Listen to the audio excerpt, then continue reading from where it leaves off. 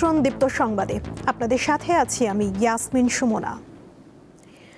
চট্টগ্রামের আলোচিত জঙ্গল সলিমপুর পরিদর্শন করেছেন স্বরাষ্ট্রমন্ত্রী সালাউদ্দিন আহমদ।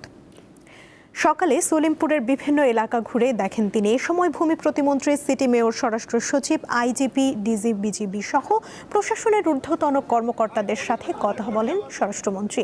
পরে মন্ত্রী বলেন, জঙ্গল সলিমপুরে সন্ত্রাসীদের অভয়ারণ্য থাকবে না। সন্ত্রাসীদেরকে রাষ্ট্রের বিরুদ্ধে চ্যালেঞ্জ ছুটতে দেয়া হবে না।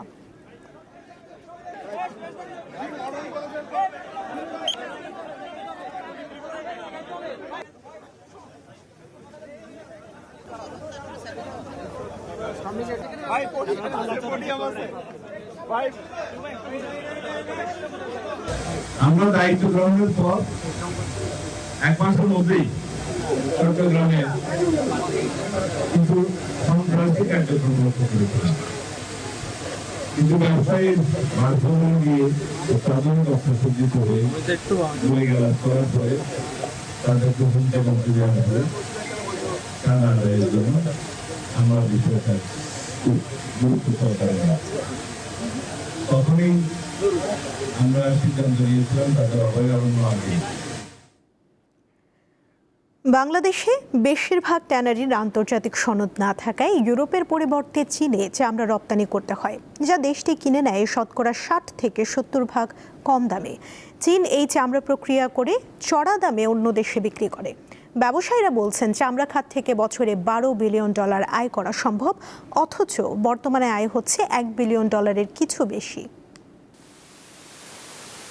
এক সময় ছাগলের চামড়া 2 থেকে 250 টাকায় বিক্রি হলেও এখন তা 10 থেকে 15 টাকায় নেমে গেছে। কেউ আবার তা ফেলেও দেয়। এবারের কোরবানির ঈদে এমনটাই ঘটেছে।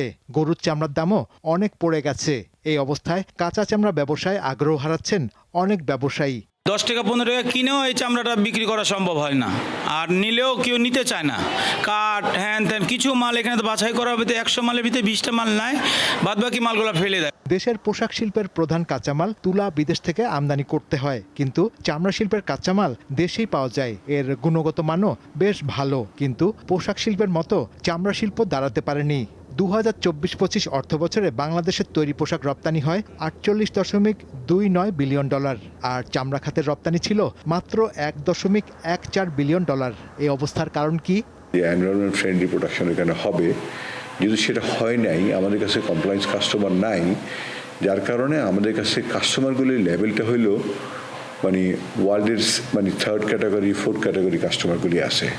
তো ওই ক্যাটাগরি কাস্টমারগুলি আসে, সেটা হইলো আমাদের প্রাইসটা হইলো 60 থেকে 70% প্রাইস কমে যেতেছে। চামড়া শিল্পের মান সনদ প্রদানকারী আন্তর্জাতিক সংস্থা লেদার ওয়ার্কিং গ্রুপ LWG থেকে স্বীকৃতি পাচ্ছে না সাভারের ট্যানারিগুলো। ফলে দেশের চামড়া ইউরোপের বদলে চীনের বাজারে কম দামে বিক্রি করতে হচ্ছে। আমার তরল বর্জ্য ব্যবস্থাপনা, কঠিন বর্জ্যের ব্যবস্থাপনা এবং আমার ট্যানারি অভ্যন্তরে যে কমপ্লায়েন্স, সেখানে আপনার কিন্তু একটা বিনিয়োগের ব্যাপার আছে। বাংলাদেশের মাত্র 6টি ট্যানারির আন্তর্জাতিক মানদণ্ডের সনদ রয়েছে। ভারতে এ সংখ্যা 139, চীনে 103 আর ইটালিতে 68। তৈরি পোশাক খাতের পরে চামড়া শিল্পের ব্যাপক সম্ভাবনার কথা জানাচ্ছেন শিল্প মালিকরা। বিশেষ করে শতভাগ দেশীয় উন্নত মানের চামড়া, বিশাল বৈশ্বিক বাজার, ক্রমাগত রপ্তানি বৃদ্ধি আর দেশের সস্তা শ্রমবাজার, সব মিলিয়ে চামড়া ও চামড়াজাতের পণ্য রপ্তানি শিগগিরই $5 বিলিয়ন উন্নীত করা কঠিন হবে না বলে মত খাত সংশ্লিষ্টদের। শাহরিয়ার ইমন, দীপ্ত সংবাদ, ঢাকা। এবারে গ্লো অ্যান্ড লাভলি সাফ উইমেন্স চ্যাম্পিয়নশিপ 2026।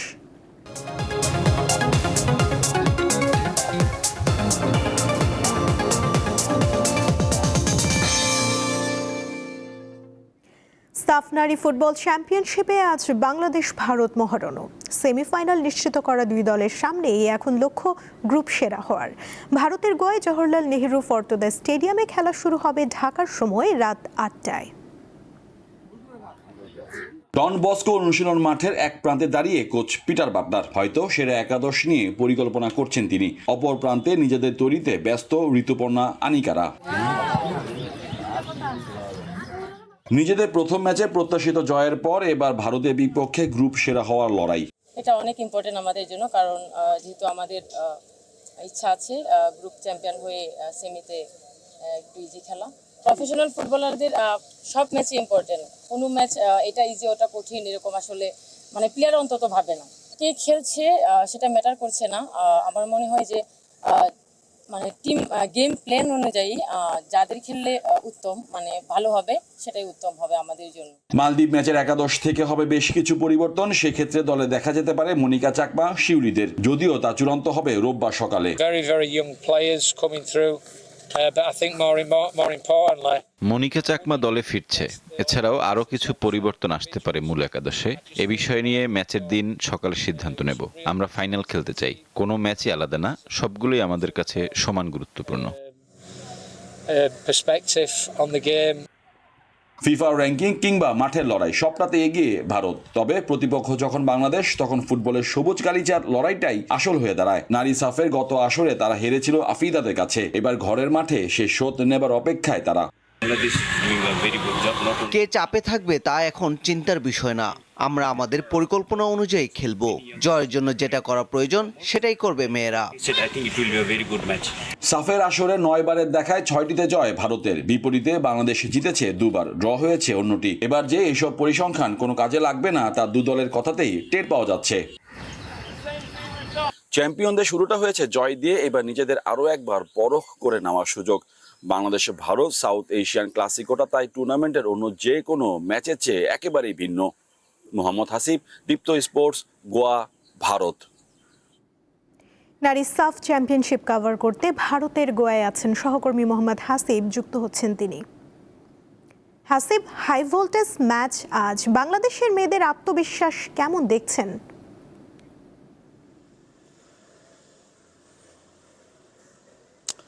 সুমনা, আত্মবিশ্বাসের কথা যদি বলেন তাহলে নিঃসন্দেহে তারা আসলে সাফের যে হ্যাট্রিক শিরোপা জয়ের লক্ষ্য নিয়ে ভারতে গোয়াতে এসেছে, সেটা আসলে শুরু থেকে তারা সেই মনোবলের কথাই বলে যাচ্ছেন। এবং আমরা গতকালকে অনুশীলন কভার করেছি দু দলেরই, বাংলাদেশের সকালে এবং ভারতের বিকেলে।